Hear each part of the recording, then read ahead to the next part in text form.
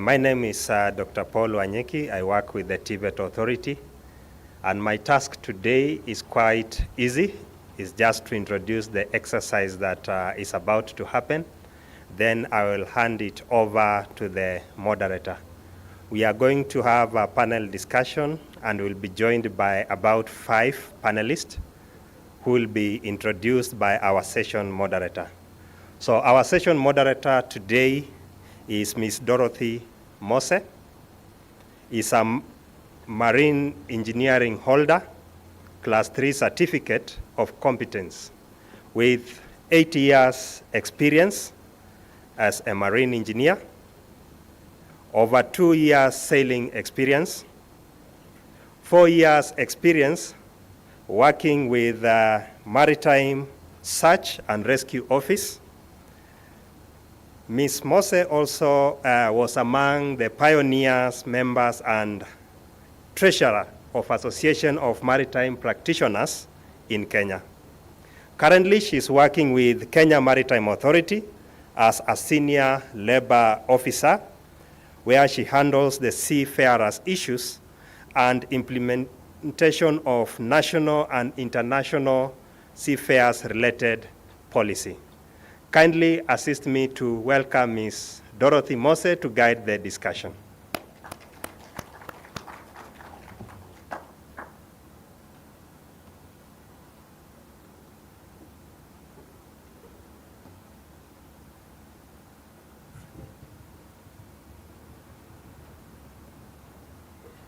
Good morning. Today's session, we are going to have a discussion about greening and digitalization. And the talk today will be handled by Dr. Edwin M. Miltano. Dr. Miltano is Chief Executive Officer of the Kenya School of TVET, a prime institution of technical training education in Kenya, and a host of this event. He previously served as a chief principal of Lift Technical Training Institute in Eldoret, where he steered the institution to be a center of excellence. He has 36 years experience in TVET training, having served as a TVET trainer and rising through the ranks to the current position. Dr. Tano holds a PhD in organizational development and transformation from Cebu Doctors University in Philippines.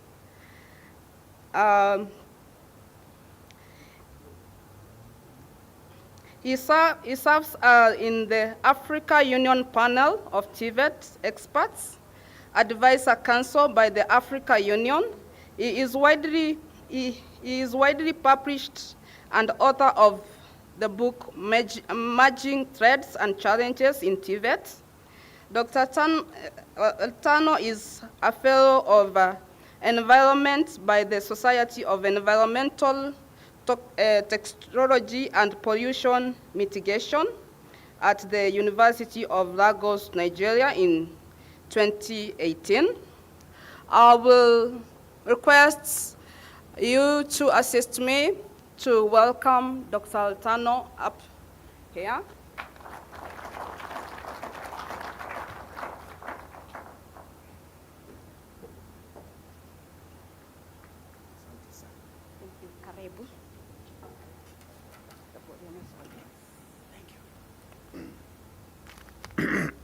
Sorry. Thank you very much, moderator. And thank you for members for making it to this place. Yesterday, I took the opportunity to welcome you to Kenya School of TVET. Today, I think I will do something more different on the environment. There have been very many issues about the environment. How does the environment work? And what is the relationship between environment and TVET? And how is TVET a polluter of the environment. And you'll be surprised at how serious polluter we are. I know there will be a lot of questions and a lot of views, different views that are always coming because of the TVET issues and the environment. There are aspects of the environment that we can actually do to assist to mitigate the problem. And we will be discussing, I'll be taking you through the journey we have had over time, what has been done before, what is the future, and above all, what is your contribution as an individual in the aspects of environmental pollution. I will take a short time. I think I don't know how many minutes you have been given. Maybe, Paul, 10, 20? Yeah? 20 minutes, that's okay. I hope that will be enough. So let me start by just going through the slides. And I will just want to start with the first part of the slide. I don't have the control here. I don't know who has it. Okay. So that is the topic today, digitalization and greening of Tibet. Some people have known the difference between digitalization and digitization. Digitalization and digitization. Maybe that's a story for another day. There's a difference in those two terms. Now, let's move to the next slide. This is what our friend Kofi Annan said in what is called AZ quotes. And it's very interesting. If all of you remember the late Kofi Annan. He says our biggest challenge in this new century is to take an idea that seems abstract, sustainable development, and turn it into a reality for the world's people. Now, it looks like an abstract to say sustainable development, but it is possible that we can have sustainable development. Sustainable development refers to ability for you to get your needs without compromising the needs of the future generation. In other words, you should not take water at your generation time and then deplete the water for the next generation. Sustainability refers to ability for you to get your needs without compromising the needs of the next generation. When you are talking of forests, you are talking of clean water, you are talking of environment, that is an issue that we need to look at. I will be moving into the aspect of Tibet as a component. Let's move on. Now, these are facts that are very difficult to agree. A lot of us do not agree, others do. Maybe Wanyeki, can you give me a microphone I can use? The first one is, these are the facts. And unfortunately, facts are difficult to accept. The fact number one.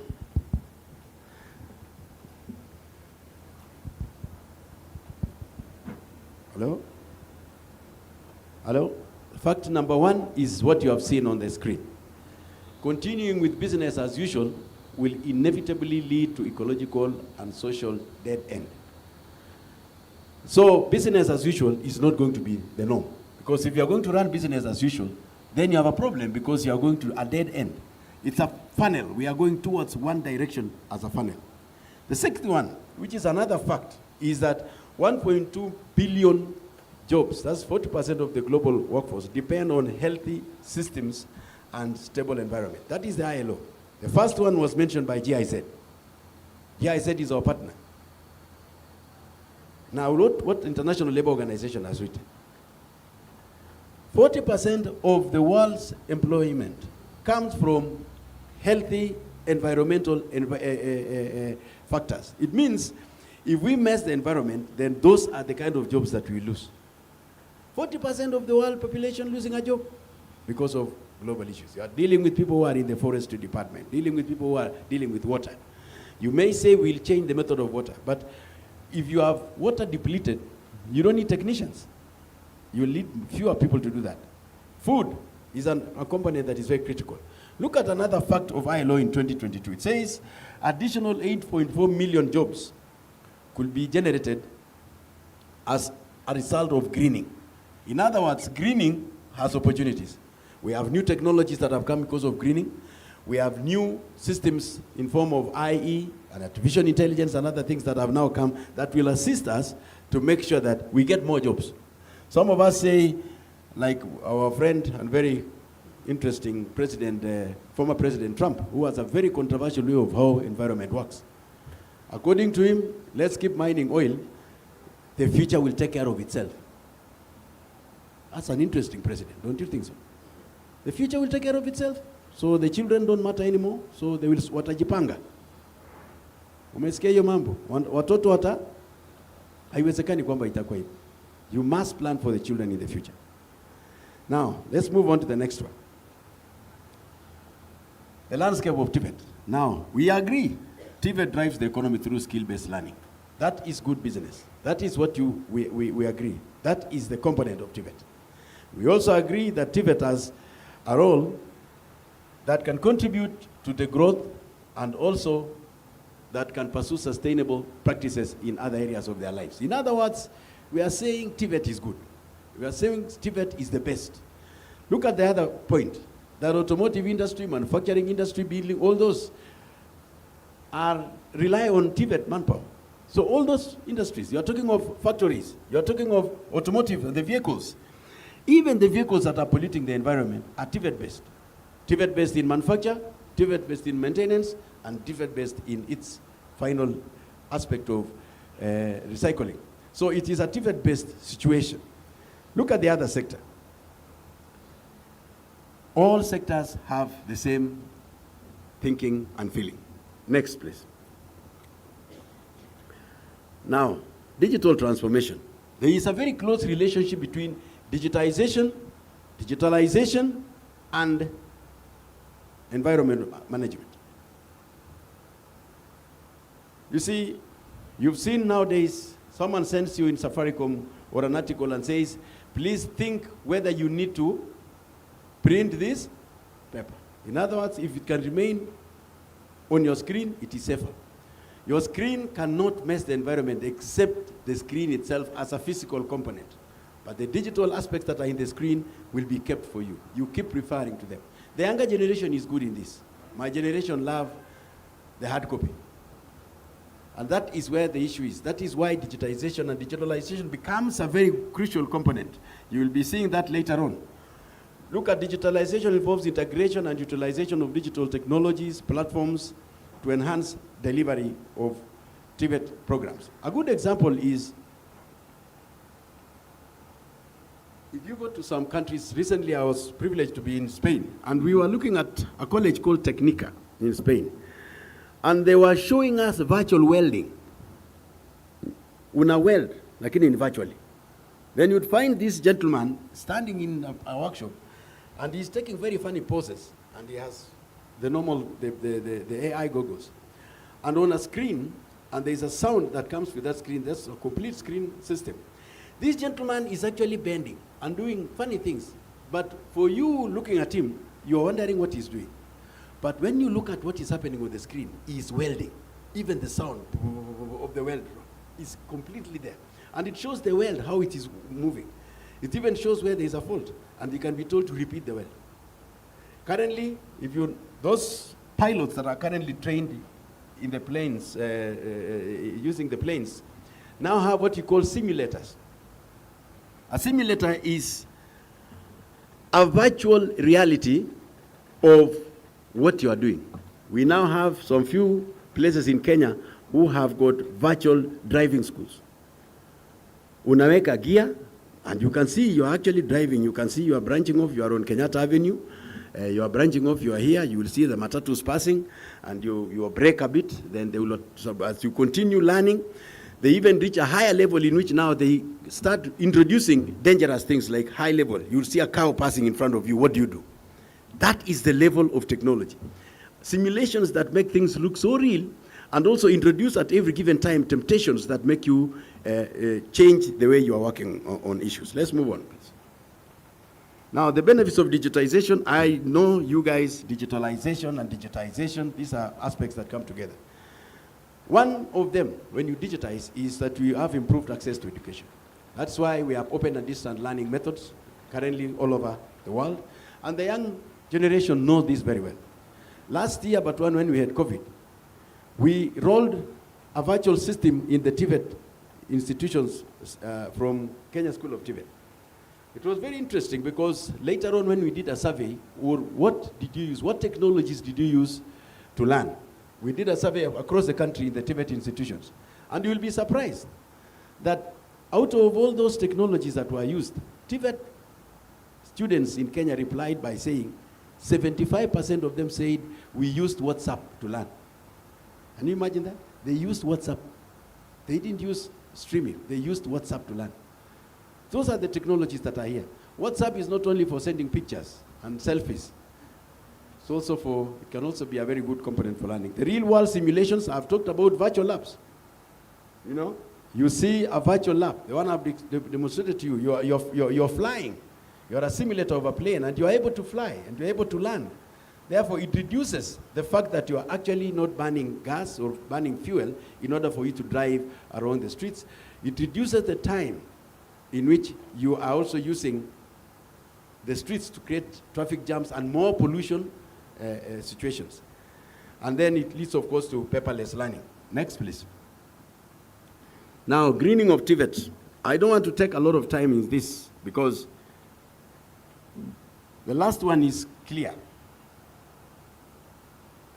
Poor sustainable development leads to environmental pollution. That is a fact. All those said, we have issues of climate change, and you will be seeing how each one of them looks like. Let's move on, please. Now, this is very interesting picture. If you look at this, this is Earth to-do list. Air, land, and water. You can see the goats are somewhere in the coastal area, taking a bit of what was left. And it says, in addition to any substance, liquid, gas, or solid, or any form of energy, such as heat, sound, or radioactivity. A lot of us don't think that sound is a pollution. I remember I had a chat the other day with some gentlemen who had issues with pollution in their neighborhood in Kileleshu, where there is a gentleman who thinks that music is more important than sleeping, and that everyone else should move their houses because he has moved in with a disco. So that the owners of the buildings must move away so that the disco remains. You know, then you look at the perverted way in which you work in this country, including the corrupt practices that are done by the county governments in some places.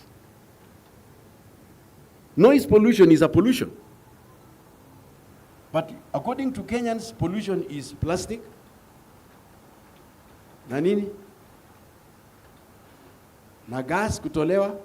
Pollution is a whole wholesome thing, including issues like sound and radioactivity. I know that looks very complicated for us to deal with, but I will move to where it is easier for us to understand and see how TVET, exactly where does TVET come in, and how do we deal with TVET issues to green. Let's move to the next slide. Now, this is the slide that makes sense. Easy for you all to remember. This is integration into management systems of the college. How do you have a green college? And I can tell you for free, there is no green college in Kenya. In fact, our grandmothers at home are greener than all of us in town. Shosho nyumbani ako na grass thatched house, biodegradable. Is that true? Ako na sufuria tatu. Ako na pot ya kupikia githeri. Hatumii tiles. Ikuwa jioni wanachukua ile madi ya masamadi na kupangusa nyumba. Now come to town. Hatumii mafuta mingi kupika chakula. Anatumia ghee tu ya nyumbani. Kuja town sasa. Everything about you is pollution. Starting from having 10 clothes, having 16 vehicles, eating bad food, buying new items, including phones, every month. My generation there will tell you kuna kitu inaita trade in. Sindio? Hello? Where do you usually trade in? Which street? Maogopa kusema? Yes, they trade in. They tell you this is the latest phone. And where they trade, the next one is not known. And now garbage, that is the biggest problem now is also the situation of having so many gadgets that needs to be disposed. But let's look at what it means to have a campus that is green. Let's start with the first one. No, just go back. You have not finished there, sir. Integration into management systems of a college. This is what makes a green TVET institution. These are the 5 aspects of greening of TVET. If you look at the United Nations UNESCO systems, it tells you the same. You have to have a green campus. Now, this is what all of you live doing, including my friend and the ministry officials. Panda meeting happy? Ringera, I don't know your target this year. 2,000. Yours is 31st staff. Kirui Langata, I don't know how many yours if you have planned 30. 30. That is good. That is the first component of a green campus. Trees. Pavements. Flowers. That is the first section. Green campus. The physical campus called green. That is just the first thing. But unfortunately in Kenya, that is where it starts and stops. Ukiambia mmechunga environment, nilipanda miti 5. You are only one out of the 5 things that are required for you to have a green campus. And I can tell you, it's not very easy to have a green campus. I don't think there is one in Kenya. If you look at the scale of how to become a green campus, there are not more than 20 in the world. It's so difficult to have a green campus. Now, that is the physical campus. Kupanda miti. And all that go with it. Drainage of your place. Are they drained properly? Are you disposing your waste correctly? That is just the physical part of your campus. Let's look at the second one, which is the green curriculum. Now that is where we are not there, all of us. How does your curriculum in your TVET institutions educate students about greenness or green campuses? Apart from teaching mechanical engineering from Monday to Friday and welding and fabrication, which is a very good idea, and apart from teaching sociology for those in institutions like Kenya School of TVET, do you have a curriculum for greening? I can assure you by a show of hands, any college that teaches green campus or curriculum that talks about environment? Just by a show of hands. Yeah, most of us don't. So we lose on the curriculum. So the student grows knowing there is nothing wrong with the environment. So a student in standard 1 will just grow knowing environment ni kupanda miti. Na DC alisema, na DC akamwambia headmaster, na headmaster akasema twende tupande. Mulipanda wapi? Kwa ile msituni iko huko. Ilimea. Sijui kama ilimea tuliwacha huko. So now that becomes an abstract situation. They need to be taught every day about greening. The curriculum must be tweaked to make sure that you take care of greening curriculum. The second one is green research, which is not very common. How many of us write papers or even think about research in basic ways? Just green research. Can you be able to do some research on green so that you know the latest technologies? What is the latest in solar technology? How fast are we moving in terms of sustainability of the environment currently? As we talk today, we are going to have a very tough situation. You look at the storms that are happening in America now. You look at the houses that the entire north of Canada was on fire for the last 2 months. Even countries that are very quiet like Greece are on news because of a half of the arable land on fire last month. The hurricanes today, there is a hurricane that is heading towards Florida. For those of you who are following it now, they have evacuated 200,000 people now, today. It's going to be running, it's going to be landing online, I think, tomorrow. The world is turning into interesting situations. Places that never used to rain in Kenya is raining, and the places that used to rain are dry. Yeah, you go to Meru, you are wearing a t-shirt. How? How can you wear a t-shirt in Meru? Because things have reversed in one way or the other that we can't understand. We cannot do research, we cannot know what's the latest technology. Now, the green community. Green community now refers to your ability as an institution of TVET to have community outreach on greening. Remember, you may have the best green college in your place, but outside, there is very little that happens. You have to have the green community. The outreach programs on green systems. And the last one is green culture. Now, up on the Shida. When you walk here today and you look at waste paper, it's expected of you to pick it and put it in a dustbin. It is also expected when we tell you to switch off electricity that is not being used. Can you be used to that culture that you pass somewhere and there is power that is not being used, switch it off for us? How many of you close a tap when you pass a place and it's running? Ama mnasema hiyo ni kazi ya plumber ama ni ya principal? Hiyo si kazi yetu. In fact, hiyo tap, hata hiyo pesa ni ya serikali, hata fees nimelipa. Wacha walipe na hiyo maji. The green culture, the ability for you to appreciate that every behavior and everything that you do at every given time should be able to assist to help to sustain the ecological balances across the country. So those are called profound skills development of the performance of an institution. Now those, if you take care of those, there are of course standards that are there universally to measure whether you are a green institution. Green institutions are so different from what you perceive here in Kenya. How much solar do you use in your colleges?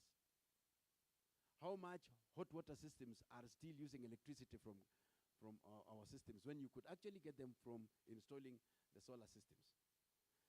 Move to the next slide. Now, digitalization and green, the powerful synergy. Now, that I have mentioned, that the synergy between digitalization and greening effort in Tibet is transformative in the following ways. It enhances use of resource efficiency. Resource efficiency in the sense that you really don't have to do so much physical aspects to get the same results. You don't have to drive a vehicle through Tomboya Avenue to learn. You can start with simulations in your labs.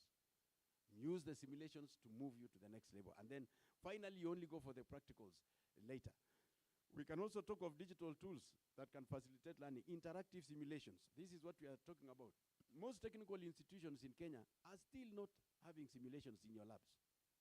It's interesting. We have tried here at the Kenya School of Tibet. I think our digital boss is Odell, national Odell person, Mr. Wambua is here. We have now labs and we are currently sound labs. We are able to create digital content and post it to students. So students can be able to repeat if they did not understand an item, and they don't have to necessarily write notes. When you need a circular, for instance, recently we loaded all circulars for the technical institutions, including the ones that came from our colleagues, Ringera and the others, in the Kenya School of Tibet portal. If you go there and you check, there's a place called circulars, and you will see all circulars. The only issue is to avoid a situation where everyone has to be sent a hard copy. When a principal of any college requires it, you can go and check what you wanted to quote, whatever you wanted to quote, and switch it off. It will still remain online. That is the kind of thing that you should be doing. Simulations. If you are teaching mechanical engineering, and you can remember the way, let's say automotive engineering, we have pistons that move. Why do you need to go all the way to switch it on and tell students, see this, when you can actually show them in simulations, in pictures? You can even download, and students can be able to see every time this piston moves, this is what happens. You go to simulations. Online learning platforms, collaborative platforms, these are the interactive platforms across. There is also another one called online field trips and virtual tours. I'm very happy about what currently happens in design systems in Kenya. You are given a house. Not only is the house designed for you, but you can virtually walk into your house. You have seen this before, where you tell the architect, can you show me the bedroom? And then you see, you actually walk, he shows you the kitchen, you can actually see the kitchen is, and it is virtually on the screen, and then he can tell you, where do you want to go again? You want to see the backyard? You walk, and then you see the backyard. You are able to come back and say, please show me the sitting room. I think it is small. He'll show you the sitting room. You virtually walking into your house. That kind of virtual reality is now the new technology. You don't have to start making prototypes. Kama sisi siku zetu. Unasema unachonga kwanza mbao tuone kama it's looking nice. Is it practical? But you see, you're wasting material at that time when you are doing that. But if you do virtual, you're able to simulate all the aspects that go with it. You can be able to move from one corner to the other without necessarily physically being there. And that is what we call online travels. As I end, this is interesting quote from our retired president of America. It says, and he says this is the moment we must come together to save this planet.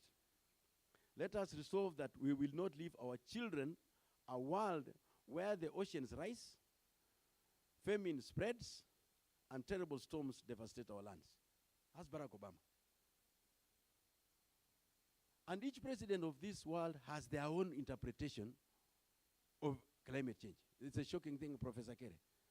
Why can't we have a common thinking? It's because of interests. If you are a guru in the oil industry, you will most likely refuse anything to do with sustainable development because you must mine the oil to sell. So as long as your items are classified as a situation that causes pollution, most likely, as a president, as a minister, as a CEO, you will always have a compromised thinking on the way forward for the climate situation in the world. So it becomes very difficult. You remember the former Barack Obama talked this when he was a president. But after that, we had a gentleman called Trump who trashed the question of climate change and said that the world will sort itself out in future. And now we have another one in America who is saying the environment must be protected. And for your information, the people polluting the world are the people with the biggest population and also the same people with the biggest economies. The top 5 countries in the world constitute almost 80% of the pollution. Africa, with its all mass of land and population, contributes very little, almost negligible, 5%. So you are suffering on behalf of other people and you are not getting the money that they are getting. So the correct position is start greening from the individual. Start greening to the institution, policies of the institution.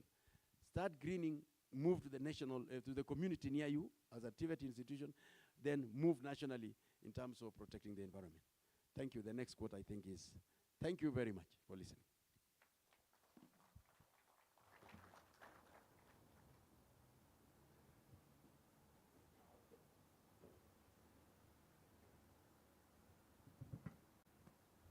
Thank you so much, Dr. Tano. We'll move to the next session, which will be panelists. Our next panelist is Charles Ringera. Charles Ringera is serving as CEO in Higher Education Loan Board. He has been working there since 2013. He has transformed the board to higher education student financing in line with the country development agenda. Specifically, Charles has been key in implementing the board's corporate strategies in deepen and widen student financing through related and competitive priced students.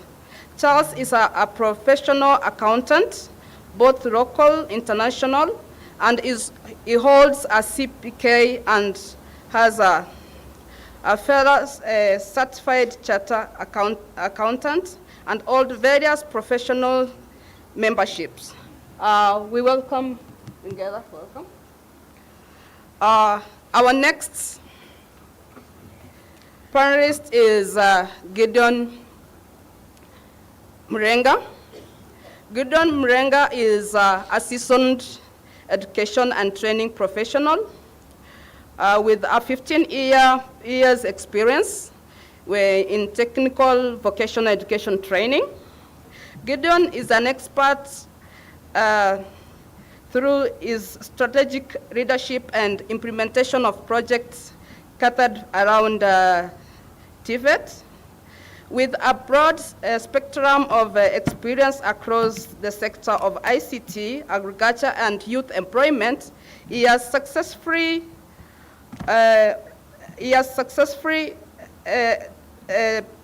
developed projects in Kenya and East Africa region. His journey has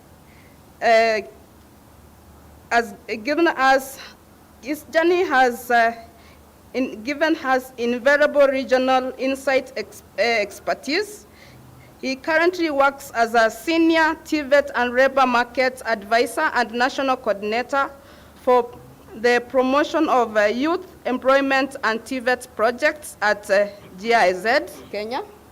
Welcome.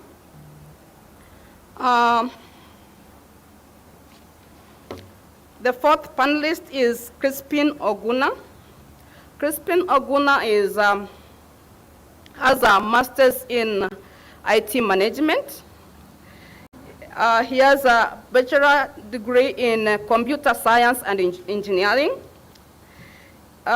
He has HCIP, advanced routing and switching. He has 15 years of university lecturing experience. And he lectures at YICT Academy instructor. Welcome, Crispin. Today's discussion will be about digitalization, greening and digitalization. I welcome you, the panelists. Welcome.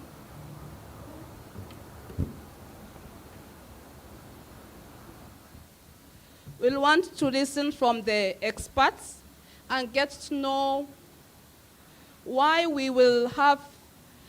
Kenya has to think about greening and digitalization so that they can educate us today. As we move out there, we'll be ambassadors of greening and digitalization so that we can bring up the culture of greening and digitalization. We see the implementation of greening and digitalization in Kenya.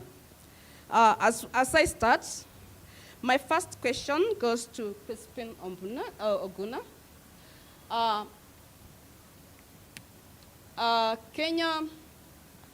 In Kenya, we are still young in doing implementing greening and digitalization. I want you to tell the audience, why should Kenya be thinking and talking about greening digitalization? What benefit does Kenya get from it? Yeah.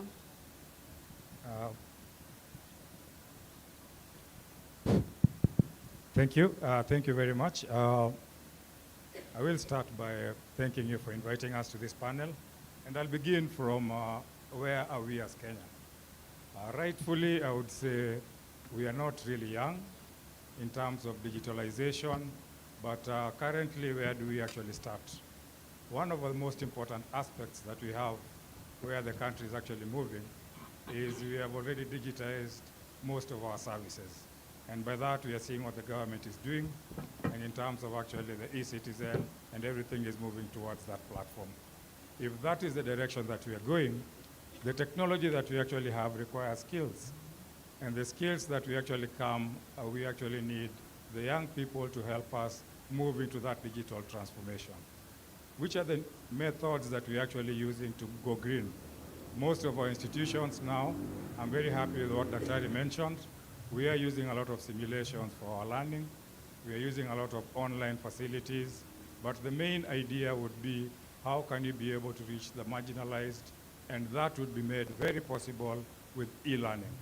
So most institutions we encourage to embrace e-learning in terms of once we have e-learning, the reach that we actually have to many young people who are supposed to be skilled would actually be much more.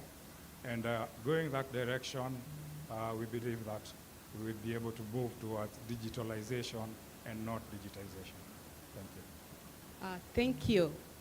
It's good to know that we need to preserve our environment while we're doing that. My next question goes to Dr. Gideon.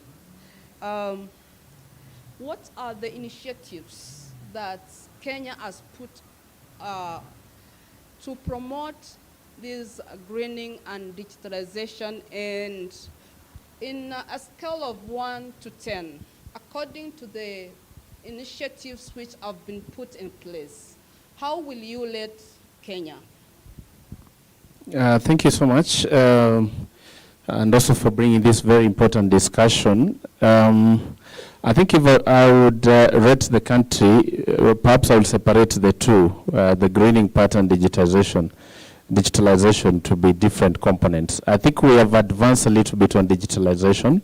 So I would perhaps say we are about 6 or 7 over 10, thereabout. On greening, I would rate it a little bit lower, let's say to about 4 over 10. And I would explain. First of all, when you look at digitization, there's an understanding. What do we understand as digitization? That is where we have to start looking at how we're progressing towards digitization agenda. We know during COVID period, there are environments where a projector and a laptop was being connected and somebody said, we are digitized. So is that the understanding of digitization, for example? Somebody is using a PowerPoint presentation. Say yes. If you ask them, they will tell you, yeah, we have fully advanced to digitization. So it's the understanding. What do you define as digitization? Because it goes beyond just the using the equipment, but how do you integrate the technology within your day-to-day processes? So that is, first of all, what I would look at. So in terms of using laptops and so on, we have advanced on that. But in terms of using integrated systems of digitization, we still have a long way to go with that for various reasons. One is because capacity, perhaps everybody does not have the same capacity in terms of using and digital technologies. I will look at infrastructure component. Do we have enough infrastructure to bring everybody on the same level? We know during COVID-19, for example, as much as institutions that were around the city centers and had advanced in terms of having smartphones and so on, learning was going on.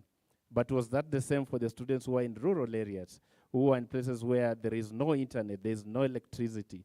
So can we even say maybe there was a negative impact on that it accelerated the divide between those who knew and were, let's say, had embraced technology to the ones who did not know? So the aspect of infrastructure is another one.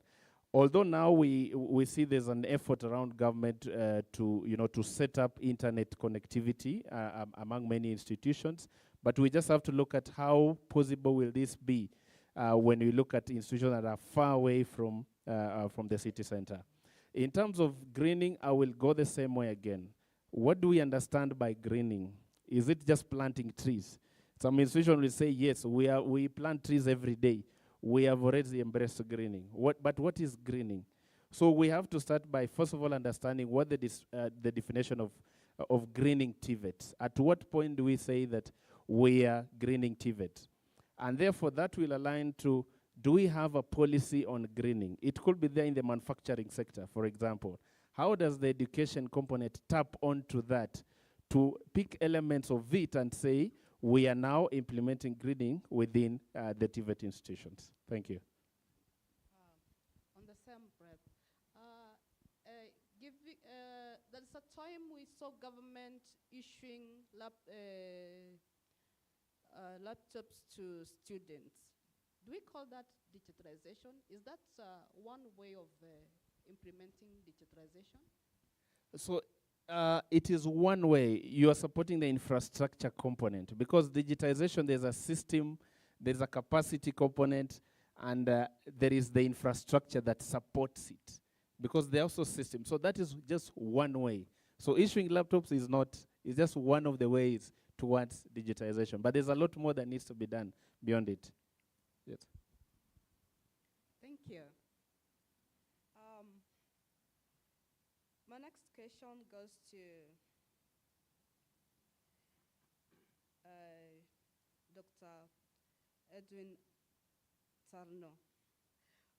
What do you think is the Kenyan education and training and the market labor ready for these greening and digitalization skills and implementation?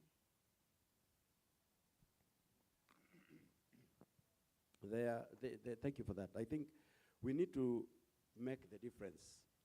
What constitutes an e-learning environment? An e-learning environment is not the way most of us look at it. But let me put it in just three ways. Let me put it as three parameters that must be checked. The first one is the infrastructure, which my friend Gideon has mentioned. The infrastructure for you to roll out e-learning. Do you have it? And when you talk about infrastructure, we are talking about things like buildings, labs, digital devices. When you talk of digital devices, we are talking of an iPhone. If you have a normal phone, you have, a lab that has got a TV sort of that can be connected to the internet. You also have laptops. All that is called infrastructure.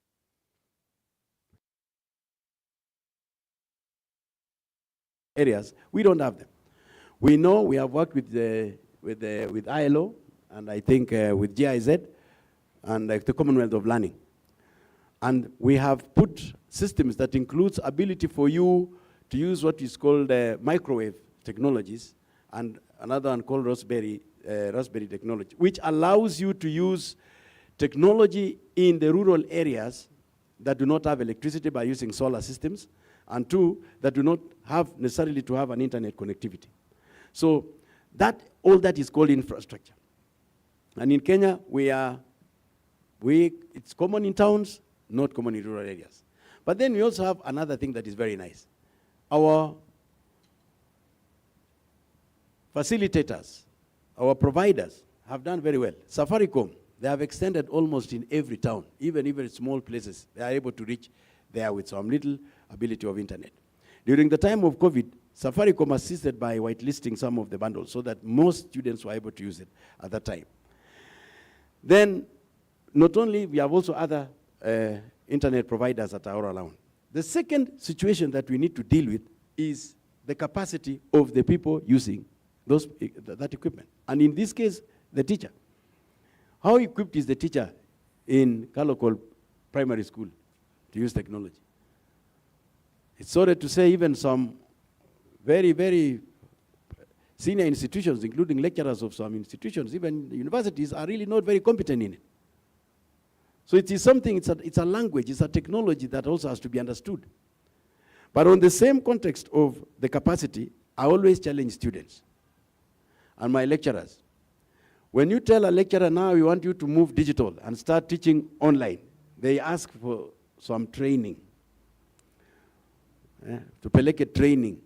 But when they are doing their snapshots, when they are sending their Twitters, when they are taking their WhatsApp selfies and posting, they are doing very well, but they never went to school on that. All of them knew it at home. So it's the same thing. You tell students, why don't you move to this? WhatsApp is a good technology. But we use WhatsApp for other things. WhatsApp is a very good technology. We have classes here in Kenya School of Tibet. Almost all classes in this school have got their own WhatsApp group. And we do a lot of information passing and all that stuff. Assignments. So that is the second one. Capacity of the trainers. That has to be done. And we're happy about that. We are trying to deal with that at Kenya School of Tibet for the Tibet institutions. And the Commonwealth of Learning has been a very good resource for us. The last one in that is the software. Now, this is the technology that is, of course, behind the screens, that does those magical things behind the screens. Those areas are the ones we need to focus in order for the educational sector to take off in terms of digital greening. Softwares, our young men are very brilliant. Every day they are developing new ideas on how to use this. At the Kenya School of Tibet, for those of you who don't know, we have a whole Google lab, which is brought in by the Google Corporation of America. It's working. We also have Intel Lab from the Intel Corporation, and it's working. So we have a lot of things that have come out. G2 labs are now available across the country.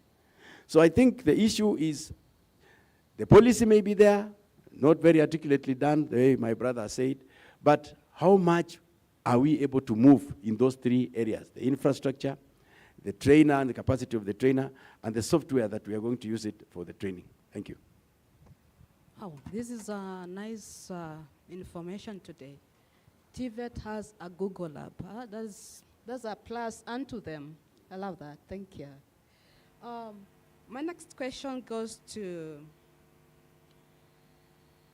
Charles Lingera, Dr. Charles Lingera. As we are moving to greening and digitalization, there are courses which are coming up so that we can support this market labor and make ready for those people who will be working outside there, and ensure our institutions are ready for greening and digitalization. From the help institution, do you have a fund which is geared towards the courses or the institution for greening and digitalization implementation?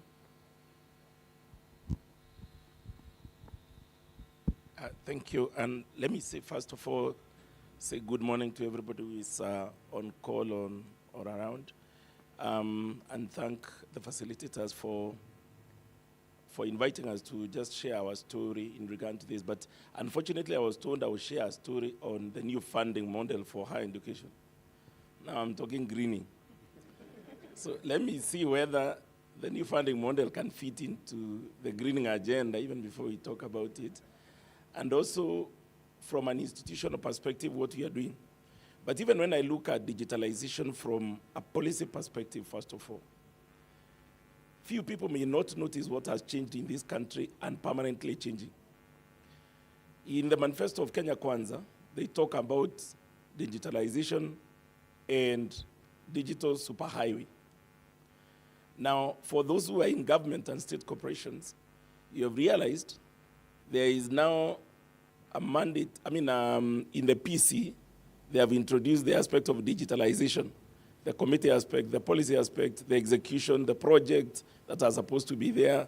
It's also part and parcel of pushing this agenda, forward.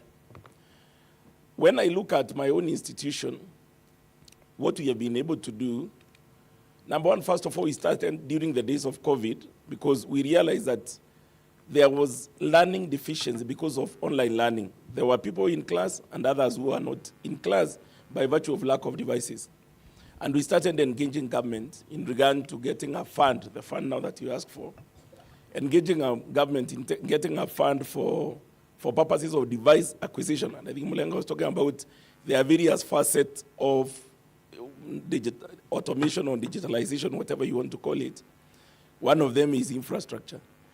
Because as our core mandate is mainly on infrastructure, which is the devices, we then started looking for how can our children, our students,